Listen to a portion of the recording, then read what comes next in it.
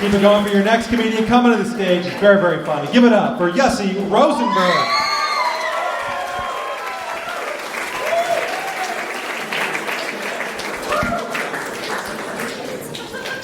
So in 2015, I had my 15 minutes of fame.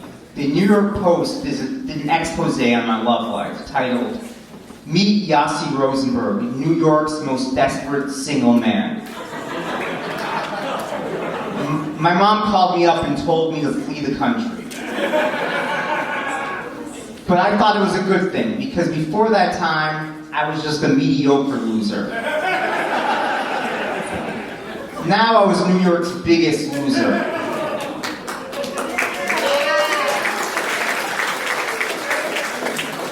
But after that, I took my love life seriously. I outsourced my love life to the Philippines. I had a team of Filipinos who I paid $3 an hour to swipe right on my Tinder profile. They got a lot of matches, but they weren't good at the initial response. They would say things like, "Hi, Sir, Madame.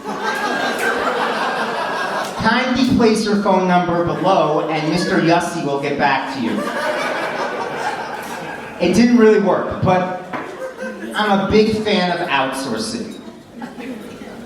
You know, in America, therapy will cost you at least $150 a session. But in Pakistan, that same therapist is only $7 a session. So I was Zooming with my Pakistani therapist.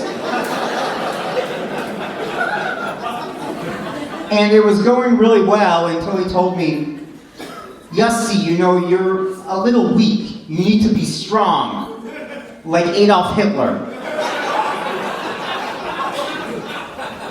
Anyway, I'm married now. My wife thinks that I'm asexual.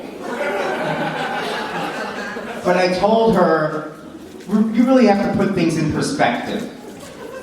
You have a personal life that's about 2 to 4 hours a day.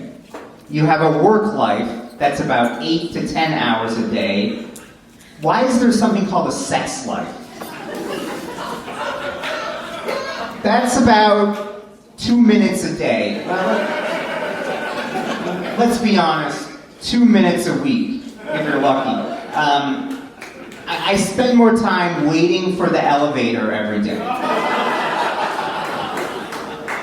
I spend more time trying to remember my passwords and the two-factor authentication nonsense. There's no two-factor authentication life. Anyway,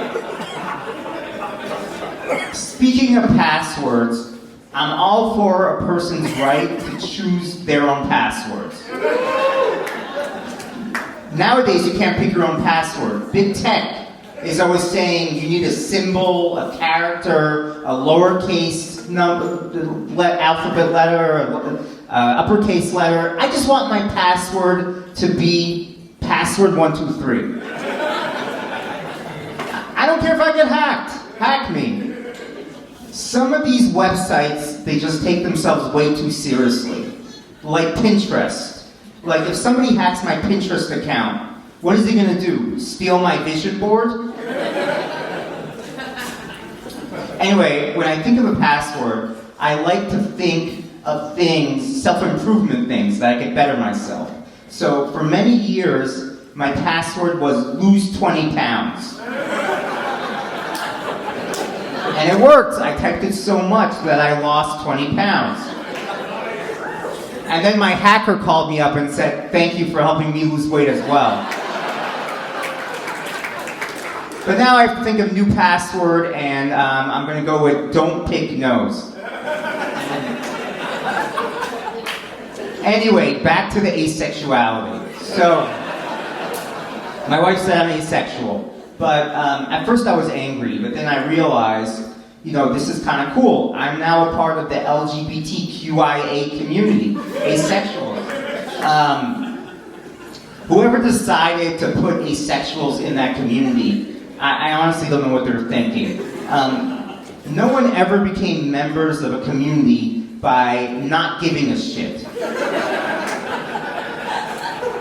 Being a lesbian, gay, or transgender is hard. Being asexual is not hard, pun intended.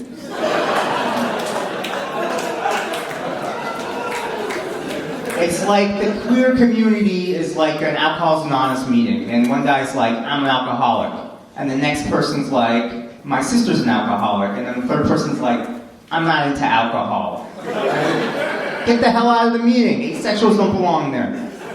Anyway, I have to figure out a way to outsource my sex life. Thank you, everybody.